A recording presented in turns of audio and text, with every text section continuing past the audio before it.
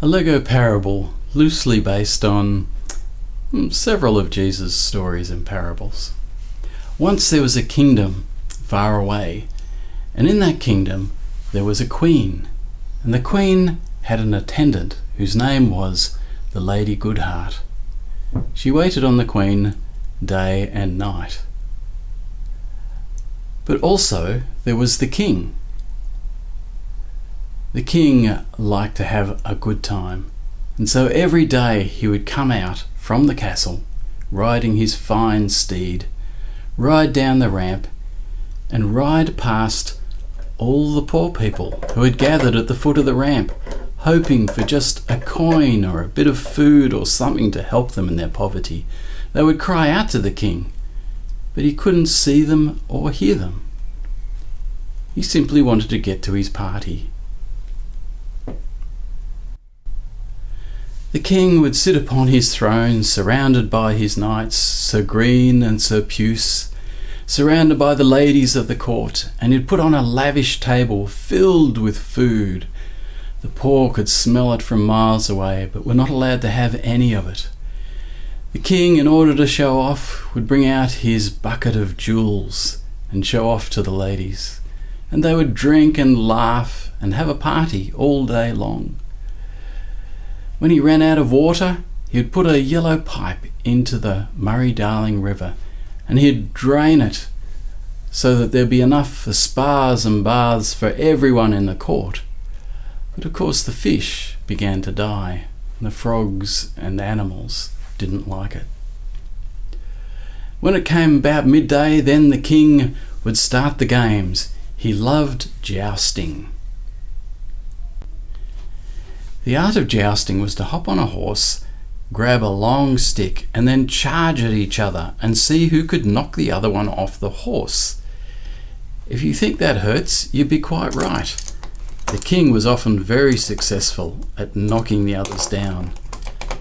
Perhaps they realised that they may not be in favour with the king if they knocked the king off his horse.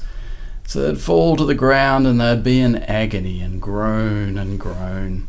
And then the king would go back and mount up and wait for another knight to arrive. Then he too would get ready. They'd charge at each other across the field, and he would knock off the other knight, and down he would go, and he too would be in pain from the great fall and great hurt. It seems a very rough sort of game to play, but it was the game that the king liked best, possibly because he kept winning all the time.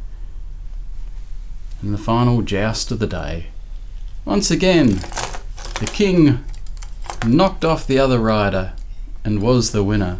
Huzzah! Cried all the courtiers. Groan! Cried all the poor people. Oh dear! Said all those who were injured. Then the king would mount up, and at the end of the day he would go back into the castle. As soon as the king was into the castle for the night and had his spa and hot bath, it was time for Lady Goodheart to get to work, because she saw all the suffering that was taking place, and so she hurried downstairs. She took some of the food from the table and she cooked some food for the poor so they'd have something to eat that day. After she'd fed the poor, she would go over and take a secret hose and refill the river again from the king's secret supplies, hoping in this way to save some of the fish that was suffering so much. When she had finished saving the suffering creatures, she would wander over to help those who were ill from the day's games. She would gather them up and take them one by one over to the hospital bed where they could rest and have their wounds treated.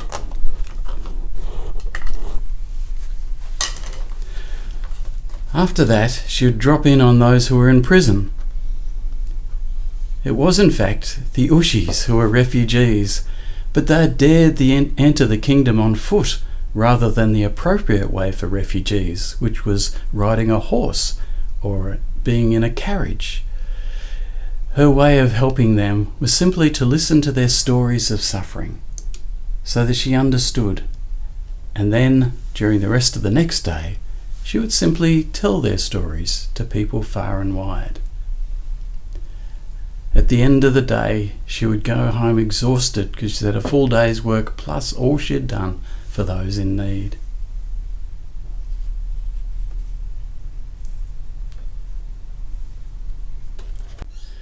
The next day, the king was out having such a good party that he decided, as a joke, to knight himself.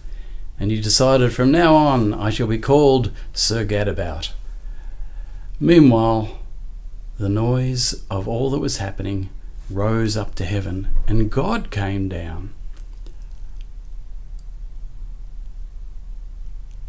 "What's all this noise I hear?" said God. "It's terrible." The king apologized, believing that the music had been too loud and their partying was too noisy. But God said, "No, the noise I hear is the suffering of the creatures in the river. It's the suffering of the poor at your gates. It's the suffering of the Ushis as they complain about their imprisonment after fleeing such trouble. It's the noise of the people in hospital groaning from their wounds that you inflicted. O king, what are we to do?" The king, for once, was silent. God said, "I know what I'll do. We need a change of leadership in this kingdom. I have seen the work of the Lady Goodheart, all that she does for the poor, the environment, the refugees and the sick and those in prison. I now declare that the Lady Goodheart will be ruler of this kingdom, for she knows how to rule, for to rule is to serve." "But what of me?" said Sir Gadabout, the king. You are to become a servant, for you too need to learn how to serve others first." And so Jesus tells how in God's kingdom those who are first now will become last, and those who are last and least will become first in God's kingdom. The end.